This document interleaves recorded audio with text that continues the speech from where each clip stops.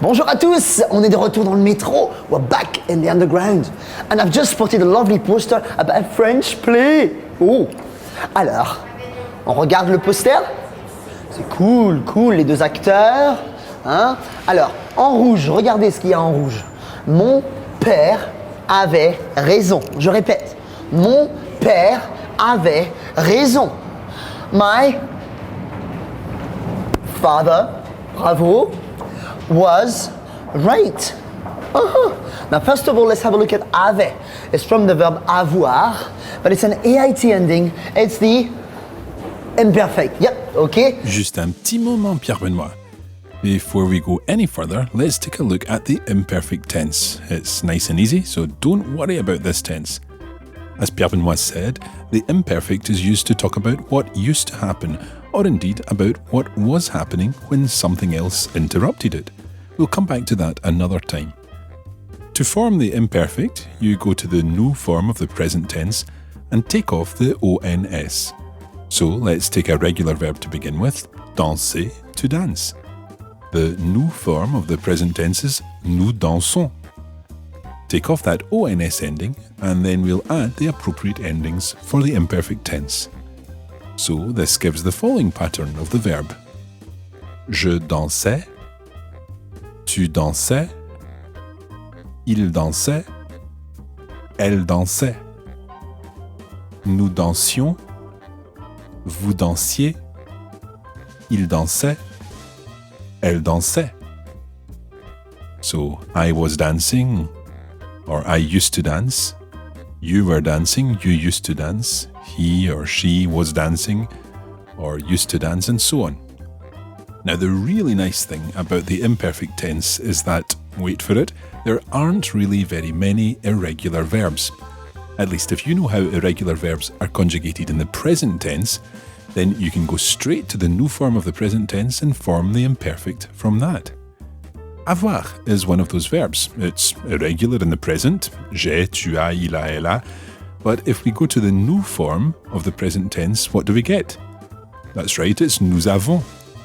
So if we take off the ONS, we can add the imperfect endings. J'avais, tu avais, il avait, elle avait, nous avions, vous aviez, ils avaient, elles avaient. So that would be like saying, I was having, or I used to have, you were having, or you used to have, he, she, or it was having, or used to have, and so on. Let's look at a couple of other common verbs which are irregular in the present but perfectly regular in the imperfect. Let's take devoir, to have to. Devoir in the present is je dois, tu dois, il doit, elle doit, but the nous form is nous devons, nous devons. So we take off that ONS, we're left with DEV, and we can add the imperfect endings to that. So, je devais, tu devais, il devait, elle devait, nous devions, vous deviez, il devait, elle devait. Let's take another example. Aller, to go. Again, in the present, it's irregular. Je vais, tu vas, il va, elle va. When we get to the nous form, it's nous allons. So we'll take off the ONS and add the imperfect endings. J'allais, tu allais, il allait, elle allait. Nous allions, vous alliez, ils allaient, elles allaient. And one more example, pouvoir. Again in the present, irregular in the first three parts. Je peux, tu peux, il peut, elle peut. But then the nous form is nous pouvons. Take off the ONS and add the imperfect endings. Je pouvais, tu pouvais, il pouvait, elle pouvait. Nous pouvions, vous pouviez, il pouvait, elle pouvait.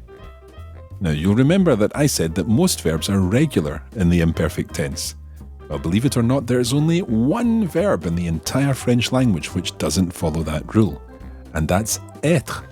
And we've already seen être in the imperfect tense in another episode of Walk, Talk and Learn. Now, there's something strange about mon père avait raison.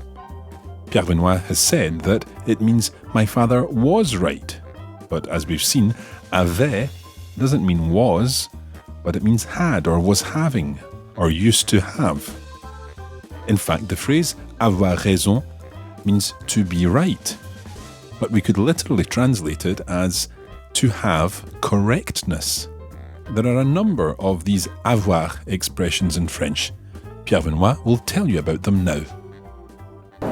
That's difficult, that, okay? So my dad literally had correctness, had the right answer. C'est difficile, hein? My dad was right.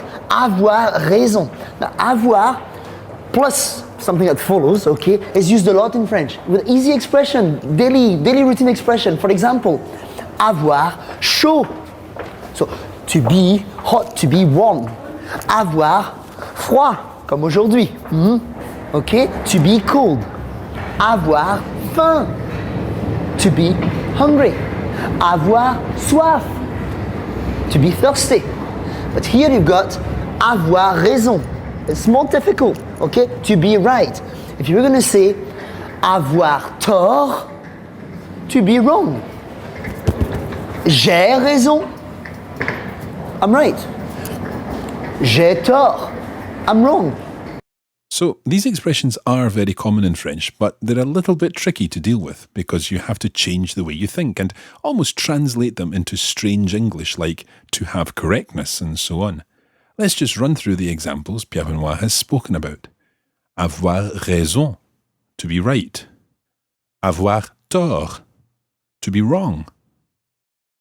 Avoir faim, to be hungry, literally to have hunger. Avoir soif, to have thirst, or more naturally, to be thirsty. Avoir chaud, to be hot, to have hotness. And avoir froid, to have coldness, obviously, to be cold. Now, there's another expression which uses avoir in this way, which means to feel like doing something or to fancy doing something. It's one of those expressions that's quite tricky to use, but it will help you make your French sound more interesting. So, Pierre Benoit, can you give us some examples of avoir envie de faire quelque chose? To fancy doing something. What else could we say? Avoir envie de manger quelque chose. To feel like eating something. Avoir envie d'aller. J'ai envie d'aller à Paris. J'ai envie d'aller à Paris. I feel like going to Paris. J'ai envie de manger du chocolat. I feel like eating chocolate. Donc, avoir envie de, c'est une expression difficile. It's a very, very, very difficult expression. Avoir envie de plus infinitive. OK? Lovely, we poster. OK? Allez, on continue.